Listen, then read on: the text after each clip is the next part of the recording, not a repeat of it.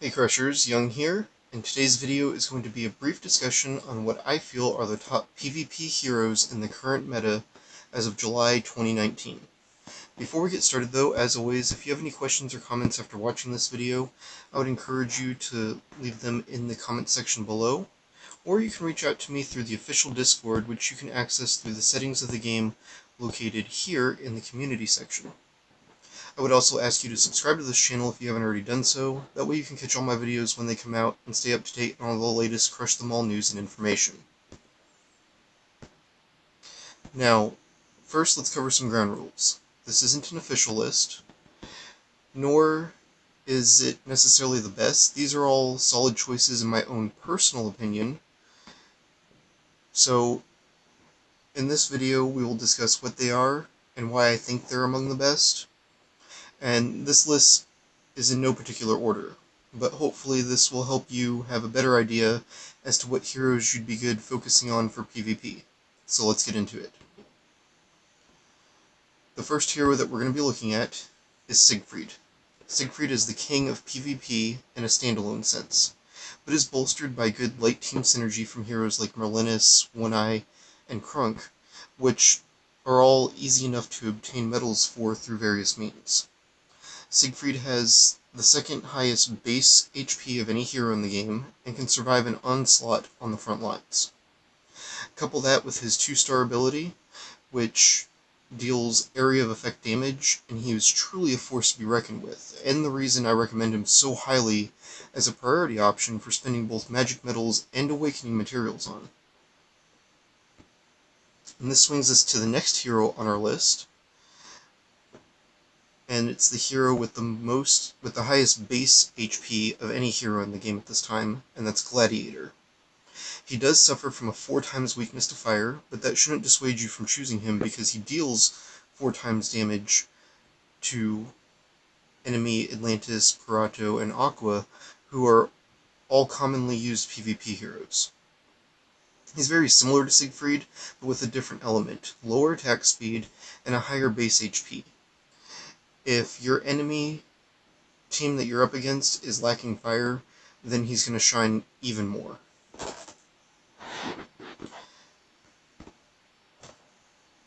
And speaking of Atlantis, he will be the next hero that we're going to be looking at. He is the Crusher that brings the most to the table in terms of PvP potential. He has a devastating 2-star ability, dealing area of effective attack, a buff to all water critical attacks, the ability to stun, and, this is the really important one, immunity to being stunned himself. He brings so much to the table, it is no wonder that everyone is running him.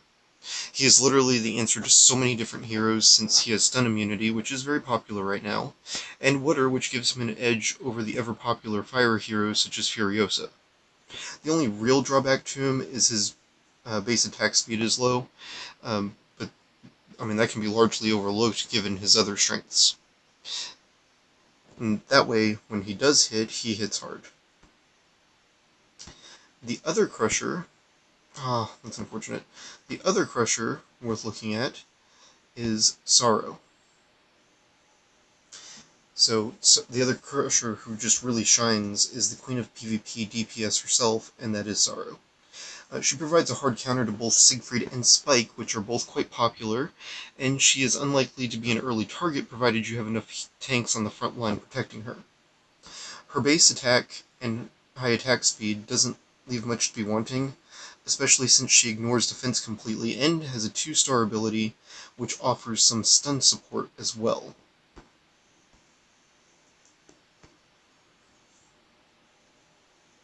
And while down in the Dark Heroes, we can't pass up on Vlad. Now, Vlad is the contender for King of PvP. He has a very high base attack. He has the lifesteal ability, providing healing to your team. He provides a hard counter to Siegfried and Spike, and if that wasn't enough, he debuffs enemy attack speed. He is devastating at higher levels, though very expensive to get since he is only available through the Vlad Blitz Crusher chest and the Vlad Blitz leaderboard rewards. If you can afford to focus on him, he's a great hero. And next, we'll take a look at another backline hero. We will take a look at Scud. Now, Scud is one of the most valuable heroes in the game. His epic rarity does make his medals difficult to acquire, but man, are they worth it. He has a decent base attack and deals area of effect splash damage with all of his attacks. And while doing that, he's also boosting the attack of all of your heroes. His global attack buff makes him incredibly valuable. It isn't as important to spend awakening materials on him, and I don't recommend spending magic metals on him either, unless you're on the verge of evolving him to the next level, and you just feel like you can't be patient. You can get medals for Scud from a few different locations, but namely from the Sorrow Crusher chest, and that's a great source to focus flues on in my opinion. And while discussing fire heroes, let's go ahead and take a look at Monkey King. He is an event hero who can be acquired from the Chest of the Ancients or the Arena Shop, and then after that you can get his medals from a couple other locations like the Daily Dungeons and the Guild Coin Shop too. He is the fastest staging hero in the game, but that's not why we want him for PvP. He has a 2-star ability that deals an area of effect stun buff to all ground heroes in his attack radius. The amount of utility he provides as a stun setter is unreal. Like Scud, awakens aren't necessary on him, and you can't spend magic metals on him, making his medals a bit harder to come by, but well worth the long-term investment, as he also buffs fire hero attack speed and provides a counter, a very solid counter at that, to many front lines. Now, I am hesitant to include a common hero, but there is one common hero that stands head and shoulders above the rest, and that is Spike. A well-built Spike is great, and he's relatively inexpensive to make into a 7-5, meaning maxed out at 7 stars with 5 awakened stars. I do not recommend awakening him further than that. However, he has 2 great abilities that are worth mention. He has anti-knockback, which saves him from being pushed by Aqua, Goddess, and Ra, as well as a 2-star ability, which provides stun. And if you haven't noticed the trend yet, stun is quite popular. And, I mean, really, stun is super important in PvP. And if you can keep your enemies stun-locked, you can chip away until they die. Spike also sports a solid base HP, and should be a good choice for most players to be looking at. With stun in mind, we will have to take a look at Tesla. She deals area of effect splash damage, a 2-star ability dealing even more damage, and this is all stun. This includes flyers because she's a magician. So unlike Monkey King, which deals stun to ground heroes, Tesla deals stun damage to all, so including fires. And she has a massive self-buff to her own attack. On a team with other light heroes supporting her, she becomes an incredible killing machine. The big drawback to Tesla is that getting medals for her is really difficult. She's epic rarity, and her medals are, just really difficult to obtain.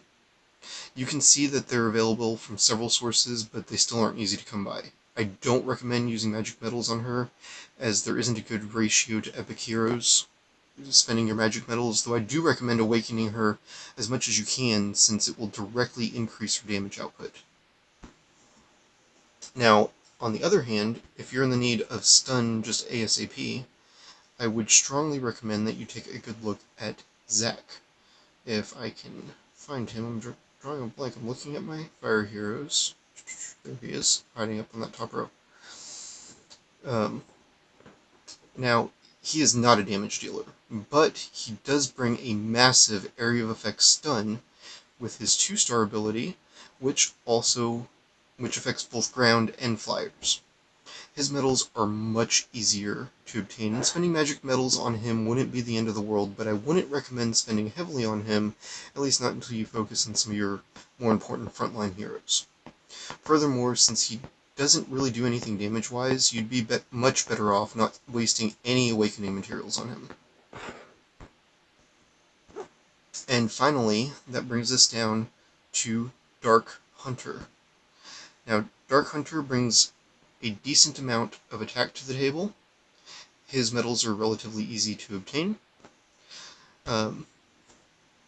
And it is worth investing into somewhat with awakening materials, though I probably wouldn't take him beyond 5 stars until you had your frontline heroes to their 6th or 7th awaken based on your prerogatives. What makes him really shine is that he deals 2 times damage to enemy Siegfried and spikes, while also debuffing enemy attack. At 7 stars, Dark Hunter reduces enemy attack by a whopping 40% in PvP modes like Arena and Guild Wars. He's also great at raining down damage on enemy flyers, and can help you tear down any flyer he happens to target quickly. Now, in the end, there are other heroes that are circumstantially good based on the rest of your team composition, but in my opinion, the heroes mentioned are the top of the PvP meta currently. Hopefully this will help you be a little more focused with the heroes you choose to work on as you move forward in your PvP career.